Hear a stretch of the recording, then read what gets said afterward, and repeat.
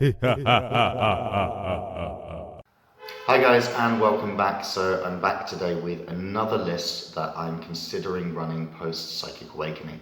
So this list is a double battalion and a vanguard list, so it is not a brigade, which still gives me 14 CP, so only one less than the brigade, but gives me a few different options. And it's based mostly again around bikes and characters. I think bikes and characters are my go-to.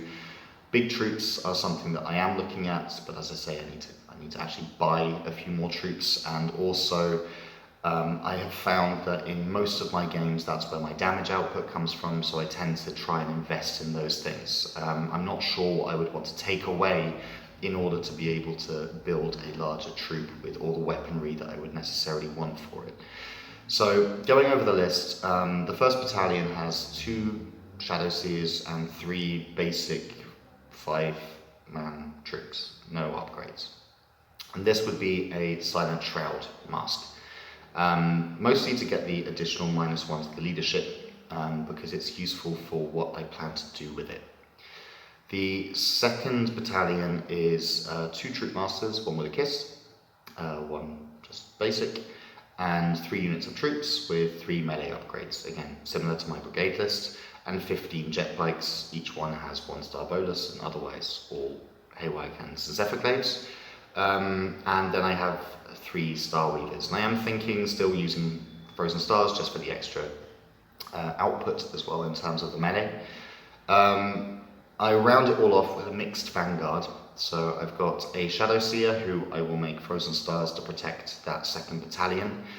3 Death Jesters who I'd most likely make Dreaming Shadow just because of that nice little an example made strat. And last but not least a Solitaire, where I'm not sure, I often run my Solitaire as Silent Shroud, but here I'm not necessarily sure if I would need to. Maybe I'd even make it Midnight Sorrow just because it is very, very powerful. And most of the damage output from this comes from the characters. So I've tried this kind of Mortal Wound Bomb before, and I'm looking at putting it into here. So the idea is that with the 3 Shadowseers, you obviously get access to Smite, which is 3d3 mortal wounds. Then on top of that, you can have Shards of Light for another d3 mortal wounds and -1 to the leadership. If I really fancy it, I can use Mirror of Minds to try and get 1 or 2 mortal wounds extra.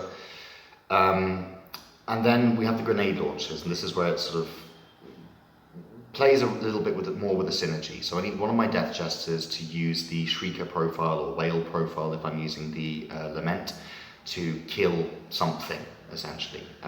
With the Lament against big multi-wound opponents, that's definitely going to be my go-to, simply because of the potential for 3 dead whatever's plus an additional 3d3 mortal wounds.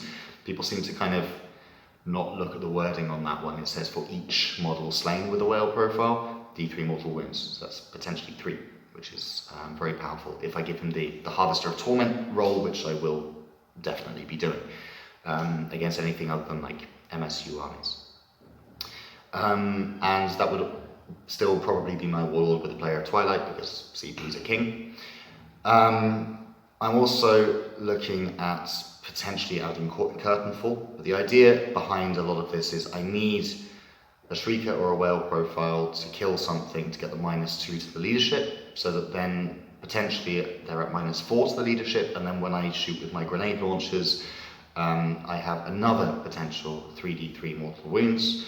So now we're looking at 3 Smites, 3 grenade launchers, potentially the 3 from Lament, doing a significant amount of mortal wounds is the idea. On top of that, I'm actually thinking with one of my Troop Masters, depending on what else I equip people with, the new swords, the Twilight Fang is pretty cool, and I'm actually looking at Darkness Bites for that extra 2 mortal wounds, just to make him a bit of a character assassin, because I like that, and I often find that in just the combat phase alone, I often don't quite do the damage that I really need to do. So that would be a potential way of just shaving off those last 2 wounds. It depends, I'll play around with it a little bit. And then I've got my Solitaire, so obviously I have the ability to give him the suit of hidden knives, give him the roll for the -1, use my Shadow Seers to hopefully make him -3, and then even use the stratagem to make him -4 in terms of hordes, etc, etc. I've talked about it before, you guys sort of understand what I'm saying. And part of this is because I have a tendency to roll incredibly badly. I've had opponents, you know, almost sort of like face palming at me, kind of going like, just throw those dice in the bin, and like, this is the second or the third set that I bought. It's just my luck. And I like the reliability of Mortal Wound outputs, because one of the things that we tend to struggle with is like high armor, high invuln save targets. They're a real pain for us to get through, because, you know, the moment that someone's rolling hot, there's nothing you can do.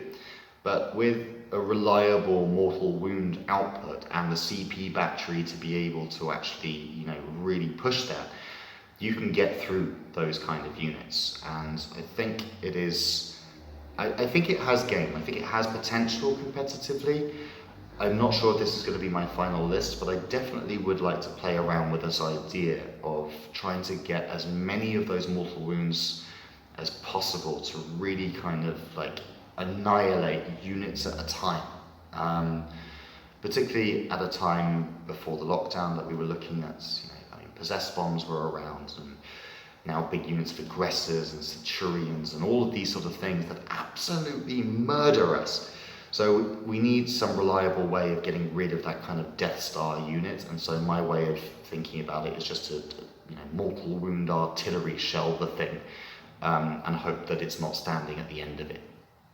And that's one potential idea behind it. So those are kind of my thoughts behind the list. Let me know what you think down below. I will post it as well as a comment, so if you want to comment on that as well, feel free. I love to have the discussions with you guys. I'm always open to suggestions, to comments, to your thoughts and ideas. Like, this is, you know, a community channel, and that's how I want to keep it. So let me know in the comments down below what you think. Again, if you think it's rubbish, you're perfectly welcome to say that. But I do think it has the potential to be quite a nasty list. Okay, thank you very much. That's all for today, and thanks for watching. I'll see you next time.